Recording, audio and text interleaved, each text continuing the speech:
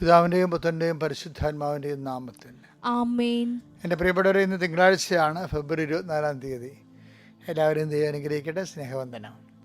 ഏറ്റു പ്രാർത്ഥിക്കാം. അമ്മേ പരിശുദ്ധ അമ്മേ, ദൈവമാതാവേ, അന്ന് അങ്ങ് കൃപാസനത്തിൽ പ്രത്യക്ഷപ്പെട്ട് വരാൻ പോകുന്ന മഹാദുരന്തത്തിൽ നിന്ന് രക്ഷപ്പെടാനും എല്ലാവർക്കും വേണ്ടി പ്രാർത്ഥിക്കുവാനും ആവശ്യപ്പെട്ടിട്ട് 20 വർഷം കഴിഞ്ഞ ഈ വേളയിൽ കൃപാസനത്തിലൂടെ ഞങ്ങൾക്ക് ഈ ദേശത്തിനും അങ്ങ് മധ്യസ്ഥം തേടി തന്ന എല്ലാ അനുഗ്രഹങ്ങൾക്കും കൃപകൾക്കും ഞങ്ങളിപ്പോൾ ഹൃദയം നിറഞ്ഞ നന്ദി പറയുന്നു.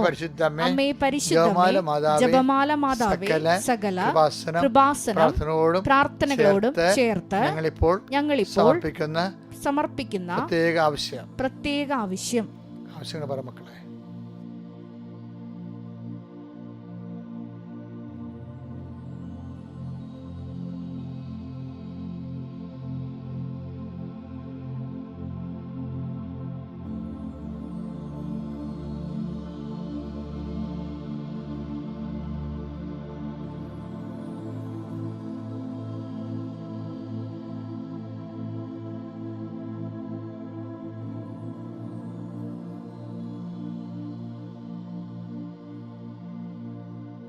അമ്മയുടെ പ്രത്യക്ഷീകരണത്തിന്റെ ഈ ദ്വാദശക വേളയിൽ ഞങ്ങൾക്ക് സാധിച്ചു തരുവാൻ കനിയണമേ.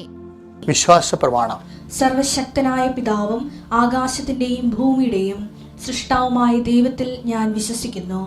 അവിടുത്തെ ഏകപുത്രനും ഞങ്ങളുടെ കർത്താവുമായ ഈശോ മിശിഹായിലും ഞാൻ വിശ്വസിക്കുന്നു.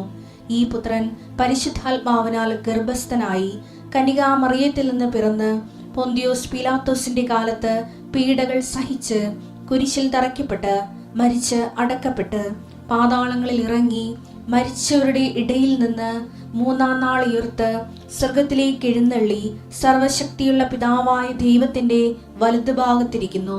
അവിടെ നിന്ന് ജീവിക്കുന്നവരെയും മരിച്ചവരെയും വിധിക്കുവാൻ വരുമെന്നും ഞാൻ വിശ്വസിക്കുന്നു.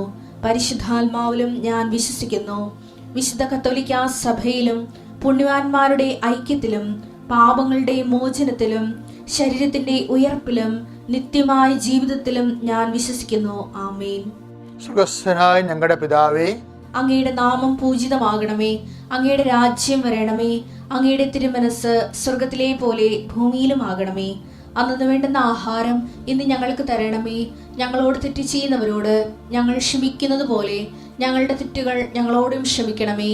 ഞങ്ങളെ പ്രലോഭനത്തിൽ ഉൾപ്പെടുത്തരുതേ, തിന്മയിൽ ഞങ്ങൾ രക്ഷിക്കണമേ. ആമേൻ. നന്മ നിറഞ്ഞ മറിയമേ, സ്വസ്തി. കർത്താവ് അങ്ങയുടെ കൂടെ സ്ത്രീകളിൽ അങ്ങ് അനുഗ്രഹിക്കപ്പെട്ടവളാകുന്നു. അങ്ങയുടെ ഉദരത്തിൻ ഫലമായി ഈശോ അനുഗ്രഹിക്കപ്പെട്ടവനാകുന്നു. പരിശുദ്ധ മറിയമേ, തമ്പുരാന്റെ അമ്മേ, പാപികളായ ഞങ്ങൾക്ക് വേണ്ടി ഇപ്പോഴും ഞങ്ങളുടെ മരണസമയത്തും തമ്പുരാനോട് അപേക്ഷിക്കണമേ. ആമേൻ. എൻ്റെ മക്കളെ, പരീക്ഷ നടന്നുകൊണ്ടിരിക്കണേ. അച്ഛൻ്റെ മനസ്സെപ്പോഴും പരീക്ഷക്കാരുടെ കൂടെയാണ് ഇപ്പോൾ. അപ്പോൾ ആദ്യത്തെ അനുഗ്രഹങ്ങളെല്ലാം അവർക്കാണ്. നമ്മൾ അവർക്ക് വേണ്ടി നമ്മൾ പ്രാർത്ഥിക്കുന്നത്. പിന്നെ മറ്റുള്ള എല്ലാ വിഷയങ്ങളും, ഇന്നത്തെ വിഷയങ്ങൾ. കർത്താവേ, കുഞ്ഞുങ്ങളെ പരീക്ഷയിലാണ്. എല്ലാ വേനലവധി പരീക്ഷകളെയും അങ്ങയുടെ തിരുസന്നിധി സമർപ്പിച്ച് പ്രാർത്ഥിക്കുന്നു. കർത്താവ്, നിന്റെ വിശുദ്ധ പൗരോഹിത്യത്തെ മഹത്വപ്പെടുത്തണമേ. കർത്താവ്, സഭയിലുള്ള സാന്നിധ്യം നീ പ്രകടമാക്കണമേ. കർത്താവ്, വിജയം നൽകുന്നത് കർത്താവാണെന്നുള്ള ബോധ്യം ഞങ്ങളുടെ കുഞ്ഞുങ്ങൾക്ക് നൽകണമെന്ന് പ്രാർത്ഥിക്കുന്നു. I uphold you in my victorious right hand. ഐശയ്യാ 41:10 പ്രാർത്ഥിക്കുന്നു. ഞാൻ എൻ്റെ വിജയകരമായ വലതുകരത്തിൽ നിന്നെ താങ്ങി നിർത്തും. കർത്താവെ, ആറിപ്പോയിനെ ചൂടാക്കുകയും വാടിപ്പോയിനെ നനച്ച് കിടപ്പിക്കുകയും ചെയ്യുന്ന നിൻ്റെ വലതുകരത്തിൻ്റെ കരുത്തിൽ അങ്ങയുടെ മക്കളെ താങ്ങി നിർത്തി. ഉത്കണ്ഠയുള്ള മക്കളുണ്ട് ഈശോയെ, വിഷയപ്പേടിയുള്ള പരീക്ഷപ്പേടിയുള്ള മക്കളുണ്ട് ഈശോയെ. ഒരു ചാൻസ് കൂടി, ഒരു ദിവസം കൂടി കിട്ടിയിരുന്നെങ്കിൽ കുറച്ചുകൂടി നന്നായിട്ട് പഠിക്കാമായിരുന്നു പറഞ്ഞുകൊണ്ട് മനസ്സ് ഇടിഞ്ഞു പോയ മക്കളുണ്ട്. അവരുടെ എല്ലാം അങ്ങനെ ദിവസം സംബന്ധിച്ച് പ്രാർത്ഥിക്കുന്നു. അവരെന്ത് എഴുതുന്നുവോ, അവരെന്ത് മനസ്സിലാക്കുന്ന ചോദ്യങ്ങൾ വ്യക്തമായി മനസ്സിലാക്കാനും ഒന്നും വിട്ടുപോകാതിരിക്കാനും അവർക്ക് ഓർമ്മ ശക്തി, കർത്താവിൻ്റെ രക്തം അവരുടെ ഓർമ്മകളെ സ്മൃതികളെ സ്പർശിക്കുകയും യേശുക്രിസ്തു നാമത്തിൽ നീ ഓർത്ത് പരീക്ഷയെ പ്രതിഫലിപ്പിച്ച് ഉന്നതമായ വിജയം കൈവരിക്കാൻ കർത്താവ് നിന്നെ സഹായിക്കട്ടെ. കർത്താവ്, ഇന്നത്തെ ദിവസം ഈ ഫെബ്രുവരി 24-ാം തീയതി യാത്ര ചെയ്യുന്നവരെ കുറിച്ച് പ്രാർത്ഥിക്കുന്നു. ഇന്നത്തെ ദിവസം ഓരോ ഡോക്യുമെൻ്റുകൾ ഒപ്പിടുന്ന സന്ദർഭത്തെ, വിഷയത്തെ, ചർച്ചകളെ സംബന്ധിച്ച് പ്രാർത്ഥിക്കുന്നു. ആശുപത്രിയിൽ പോകുന്നവരുണ്ട് ഈശോയെ, സ്കൂളിൽ പോകുന്നവരുണ്ട്, ഓഫീസിൽ പോകുന്നവരുണ്ട്, തൊഴിലിടങ്ങളിലേക്ക് പോകുന്നവരുണ്ട്. എല്ലാ മേഖലകളിലും നിൻ്റെ സാന്നിധ്യം ഉണ്ടാകുകയും എന്തിനു വേണ്ടിയാണോ അങ്ങയുടെ മക്കൾ പോകുന്നത് അവിടെയെല്ലാം അങ്ങയുടെ പ്രത്യേകമായ സാന്നിധ്യത്തിൽ സമയ ചുരുക്കത്തോടു കൂടി കർത്താവെ, സമയം വേസ്റ്റ് ഉണ്ടാകാതെ, ഇരട്ടിപ്പണി ചെയ്യാൻ ഇടവരുത്താതെ എല്ലാം ഓർത്ത് എല്ലാത്തിനും ആവശ്യമായ ആൾക്കാരെ കൃത്യമായ സമയത്ത് സംലഭ്യമാക്കി അങ്ങയുടെ മക്കളുടെ ഉദ്യമങ്ങളെ ഉയർത്തണമേ എന്ന് പ്രാർത്ഥിക്കുന്നു. എൻ്റെ കർത്താവിൻ്റെ ഉന്നതമായ നാമത്തിൽ ആരോഗ്യത്തിൻ്റെ മേൽ കർത്താവിൻ്റെ അഭിഷേകം ഉണ്ടാകട്ടെ എന്ന് പ്രാർത്ഥിക്കുന്നു. യാത്ര, അങ്ങയുടെ മക്കളുടെ ഓരോ ഉദ്യമങ്ങളും അവർ തിരിച്ചു വരുന്നത് വരെ അവർ ചെയ്യുന്ന വ്യക്തികൾ, ചെയ്യുന്ന വിഷയങ്ങൾ, കണ്ടുമുട്ടുന്ന വ്യക്തികൾ എല്ലാം കർത്താവിൽ അനുഗ്രഹിക്കപ്പെടട്ടെ. എൻ്റെ കർത്താവിൻ്റെ ഉന്നതമായ നാമത്തിൽ കർത്താവെ, കൂടുതൽ ടെൻഷൻ അടിച്ചു പോകുന്ന മക്കളുണ്ട്. പാസ്പോർട്ട് ഇൻ്റർവ്യൂ, വിസ ഇൻ്റർവ്യൂ, അതുപോലെയുള്ള ഇൻ്റർവ്യൂകളിലേക്ക് ടെൻഷൻ അടിച്ചു പോകുന്നവരുണ്ട്. കർത്താവ്, അവർ കണ്ണുനീരോടെയാണ് അവർ പോണത്. അവർ ജയഘോഷത്തോടെ കൊറ്റയുമായിട്ട് സങ്കീർത്തനെ പോലെ തിരിച്ചെത്താൻ അവരെ നീ അനുഗ്രഹിക്കണം പ്രാർത്ഥിക്കുന്നു. എൻ്റെ കർത്താവിൻ്റെ ഉന്നതമായ നാമത്തിൽ സഭയുടെ അധികാരത്തിൽ, കുരിശിൻ്റെ അടയാളത്തിൽ, ദൈവത്തിൻ്റെ ശക്തിയാൽ നീ അനുഗ്രഹിക്കപ്പെടട്ടെ. നിൻ്റെ ഭവനം അനുഗ്രഹിക്കപ്പെടട്ടെ. നിൻ്റെ ഉദ്യമങ്ങൾ അനുഗ്രഹിക്കപ്പെടട്ടെ. നിൻ്റെ ഓരോ ചിന്തകളും, നീ സംസാരിക്കുന്നതും, നീ ചെയ്യുന്ന കാര്യങ്ങൾ, മാസങ്ങളായും വർഷങ്ങളായിട്ടും വീണുപോയ കാര്യങ്ങൾ, കിടന്നുപോയ കാര്യങ്ങൾ, ഇനി മുന്നോട്ട് പോകത്തില്ലെന്ന് വിചാരിക്കുന്ന കാര്യങ്ങൾ, പൊട്ടിമുളകാത്ത വേരുകൾ ഉറഞ്ഞ് ഭൂമിക്കടി കിടക്കണ പോലെ ജീവിതത്തിൻ്റെ ചില വിഷയങ്ങൾ, ക്ലോസായിപ്പോയ ഫയലുകൾ എല്ലാം കർത്താവിനെ ഏൽപ്പിക്കുന്നു. എൻ്റെ കർത്താവിൻ്റെ ഉന്നതമായ നാമത്തിൽ സഭയുടെ അധികാരത്തിൽ ഈശോയെ ഡൈവേഴ്സ് ആയിക്കൊണ്ടിരിക്കുന്ന മക്കളെ കുറിച്ച് പ്രാർത്ഥിക്കുന്നു. കർത്താവെ, പ്രസവിക്കാൻ പോകുന്ന അമ്മമാരെ കുറിച്ച് പ്രാർത്ഥിക്കുന്നു. അവർ മാനസിക ആകുലതകളെ കുറിച്ച് പ്രാർത്ഥിക്കുന്നു. ഈശോ, കുഞ്ഞുങ്ങളെക്കുറിച്ച് ആകുലപ്പെടുന്നവരുണ്ട് ഈശോയെ. അവരുടെ ആന്തരിക അവയവങ്ങളിൽ കർത്താവ് വിഷമതകൾ, രോഗങ്ങൾ അനുഭവിക്കുന്ന മക്കളുണ്ട് ഈശോയെ. അത് ഓരോ തരത്തിലുള്ള രോഗങ്ങൾ, ഓരോ തരത്തിൽ കർത്താവ് വിദഗ്ധ ചികിത്സ വേണമെന്ന് ആവശ്യപ്പെട്ടുള്ള കാര്യങ്ങൾ വേദനയോടെ മനസ്സിലാക്കി എന്ത് ചെയ്യണമെന്ന് അറിയാൻ പാടില്ലാതെ സെക്കൻഡ് ഒപ്പീനിയൻ പരാജയപ്പെട്ടിരിക്കുന്ന അവസ്ഥയിൽ ഈ പരിശുദ്ധമ്മ ദേവമാതാവിൻ്റെ മധ്യസ്ഥതയിൽ ഞാൻ ആ മക്കളെ ആശീർവദിക്കുന്നു. എൻ്റെ കർത്താവിൻ്റെ ഉന്നതമായ നാമത്തിൽ സഭയുടെ അധികാരത്തിൽ കുരിശിൻ്റെ അടയാളത്തിൽ ഈ നിമിഷം ആരെല്ലാം ഈ പ്രാർത്ഥന കേൾക്കുന്നുവോ, ഈ പ്രാർത്ഥനയെല്ലാം കൂടുന്ന നിമിഷങ്ങളിലെല്ലാം ദൈവത്തിൻ്റെ കാരുണ്യം നിങ്ങളെ ആവശ്യിക്കുകയും അനുഗ്രഹിക്കുകയും ചെയ്യട്ടെ. നിത്യം പിതാവും പുത്രനും പരിശുദ്ധാത്മാവായ സർവീശ്വരായി നയിക്കുവാമേ. എൻ്റെ പ്രിയപ്പെട്ടവരെ, ഈ ആൾക്കാരുടെയൊക്കെ ഒരു പ്രശ്നമുണ്ട്. അവർക്ക് എപ്പോഴും ഇങ്ങനെ ദൈവത്തെ കണ്ടുകൊണ്ടിരിക്കണം. നല്ല അസുഖമാണ്.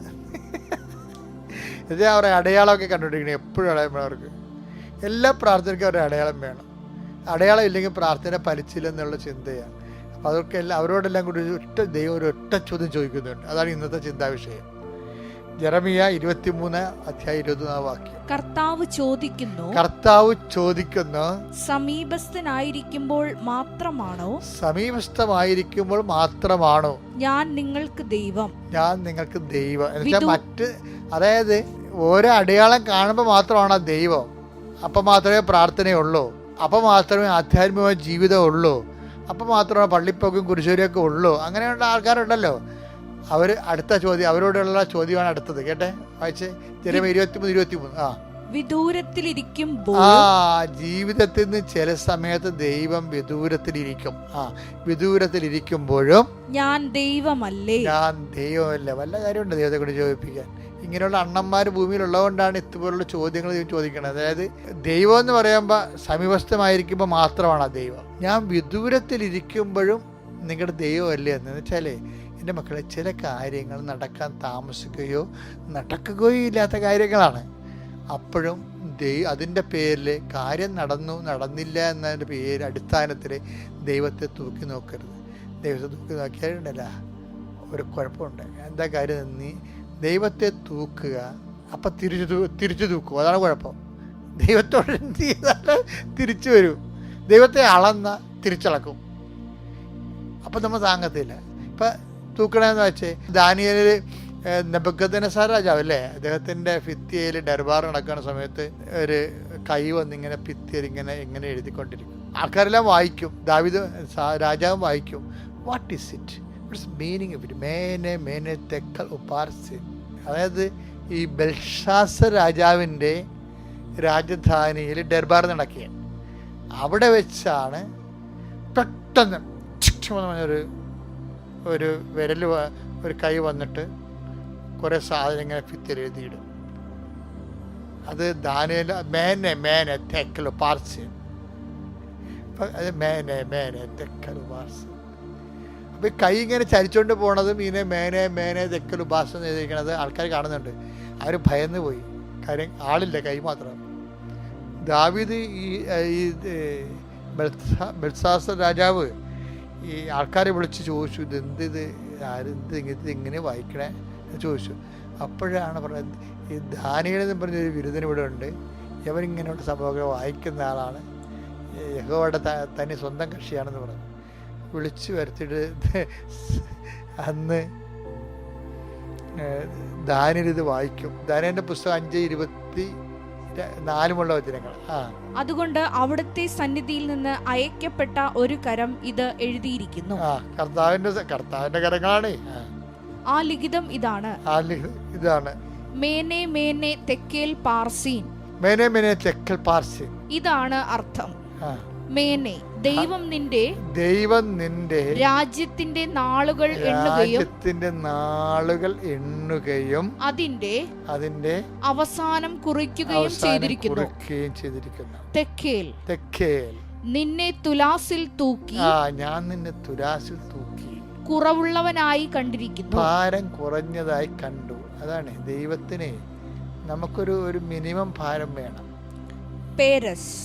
പേരസ്, നിന്റെ രാജ്യം വിഭജിച്ച് മേദിയാക്കാർക്കും പേർഷ്യക്കാർക്കും നൽകിയിരിക്കുന്നു.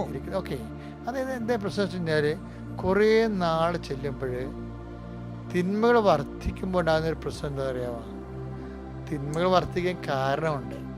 എന്നുവെച്ചാൽ കർത്താവിൻ്റെ വിശുദ്ധ അൾത്താറിലുണ്ടായിരുന്ന പുണ്യപാത്രങ്ങളാണ് ഇവൻ്റെ വെപ്പാട്ടികൾക്ക് വീഞ്ഞു കുടിക്കാൻ കൊടുത്തിരിക്കുന്നത്. പോക്കത്തിലാണ് കാണിച്ചിരിക്കുന്നത്.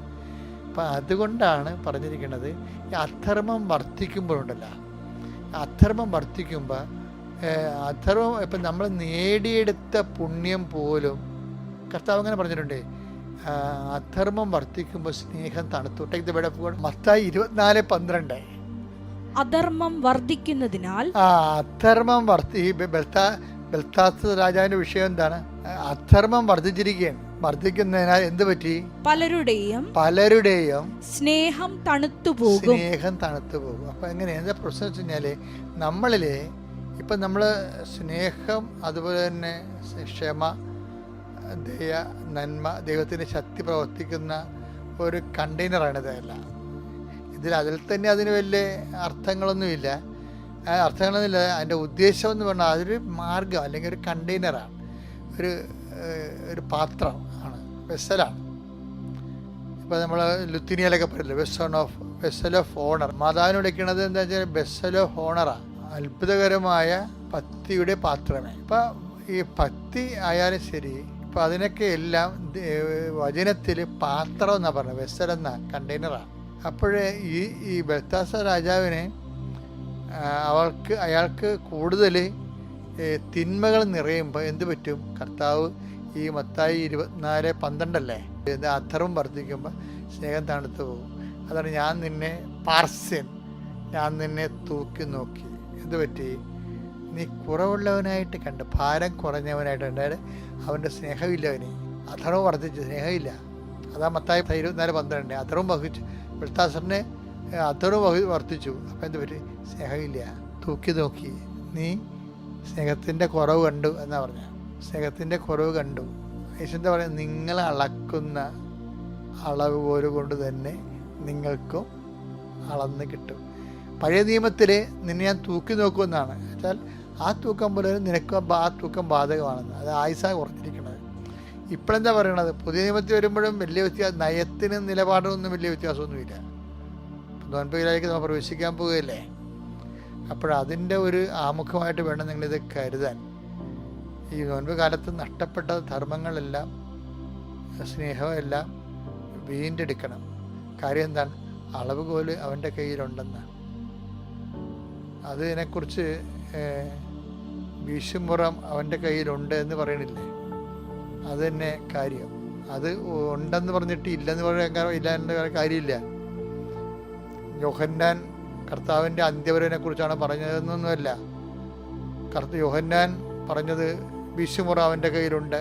അതായത് മത്തായി 3:11 യോഹന്നാൻ എന്താ പറയുന്നത്? വീശുമുറം അവൻ്റെ കയ്യിലുണ്ട്. അപ്പോൾ ആദ്യകാലങ്ങളിലൊക്കെ ഈശോ വീശുമുറമൊന്നും കാണിച്ചില്ലായിരുന്നു.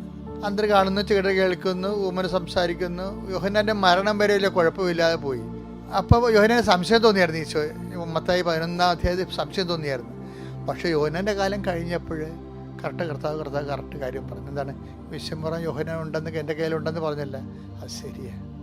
അന്ത്യവരവിലായിരിക്കും അത്. പക്ഷേ ഞാനത് നേരത്തെ നിങ്ങളോട് പറയുകയാണ്. എന്താ പറയണത്?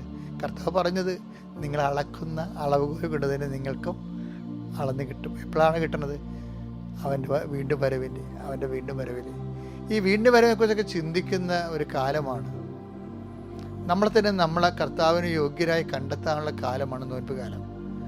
നോൻപ് കാലത്തിലേക്ക് നമുക്ക് പ്രവേശിക്കേണ്ട സമയത്ത് ഇന്നു മുതൽ പ്രത്യേക ഒരു പ്രാർത്ഥനയും കർത്താവോട് കൂടുതൽ അടുത്തിരിക്കുന്നവരെ ഈ നോൻപ് കാലം ഇന്നു മുതൽ തന്നെ പതുക്കെ നോൻപ് സെപ്റ്റംബറിലേക്ക് ഇട്ട് അടിച്ചു പൊളിച്ച് നിർത്തിയിട്ട് പിന്നെ കുറച്ച് കാലം നോൻപ് കഴിയുമ്പോൾ പിന്നെയും പഴയ ദൈവത്തിന് നിരക്കാത്ത നിലപാടും ജീവിതവും അങ്ങനെ വരരുത്. മറിച്ച് പതുക്കെ ദൈവത്തോട് നിത്യമായി ജീവിക്കാൻ. കാരണം ആബ്സെൻസ് നമ്മൾ തുടങ്ങി വെച്ചത് എങ്ങനെയാണ്? ഞങ്ങൾ അകലെ ആയിരിക്കുമ്പോഴും ഞാൻ നിങ്ങളുടെ ദൈവമല്ലേ എന്നല്ലേ യെരമ്യാ 23:20 ചോദിക്കുന്നത്. അപ്പോൾ ഇതുപോലുള്ള ചില അനുഭവങ്ങൾ, മോശം അനുഭവങ്ങൾ, അത് ദൈവം അകലെയായിരിക്കുന്നത് പോലെ അനുഭവിച്ചുകൊണ്ട് അപ്പോഴും ദൈവം തന്നെയാണെന്നുള്ള ബോധത്തോടു കൂടി ഉള്ളതുപോലെ പെരുമാറാൻ കർത്താവ് നിങ്ങളെ സഹായിക്കട്ടെ. Praise the Lord. അത്യപൂർവ ദൈവാനുഭവങ്ങൾ ഇനി നിങ്ങൾക്കും സ്വന്തം. ഈ യൂട്യൂബ് ചാനൽ ഇതുവരെ സബ്സ്ക്രൈബ് ചെയ്തിട്ടില്ലെങ്കിൽ ഇപ്പോൾ തന്നെ സബ്സ്ക്രൈബ് ചെയ്യുക. ഈ വീഡിയോ ഇപ്പോൾ തന്നെ നിങ്ങളുടെ സുഹൃത്തുക്കൾക്ക് ഷെയർ ചെയ്തുകൊണ്ട് കർത്താവിന്റെ പ്രേക്ഷിതരാകുക.